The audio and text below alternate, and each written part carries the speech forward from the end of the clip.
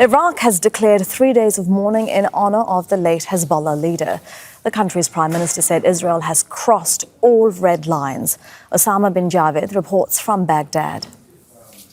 There is anger and grief in Iraq. After an official announcement of a 3-day mourning period, hundreds of people have been coming out in the streets of various provinces, including Basra, Karbala, Nasrallah, and here in Baghdad. People have been chanting slogans against Israel and saying that this is an unjust act which defies all international norms and treaties, and calling it an assassination, and vowing that this resistance against the state of Israel is going to continue from this axis of resistance, the so-called axis of resistance, which is also present here in Iraq, which has been carrying out a number of attacks, according to its leaders, against Israeli targets, including the Eilat port.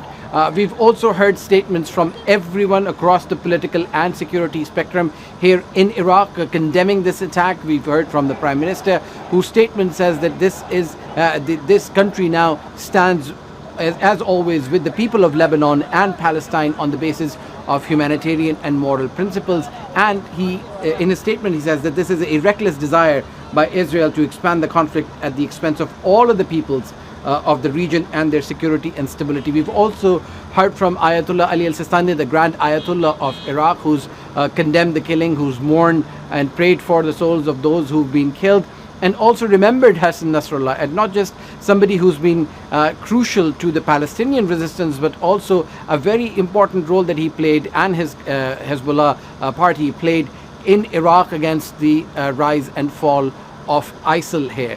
So all in all, this country is in grief and in anger, and it appears that these protests, according to various political analysts, is going to continue to boil over as people are going to try and mourn the killing of this very important personality here in Iraq, and especially as there has been mounting anger in Iraq against what has been happening in Gaza for nearly a year now.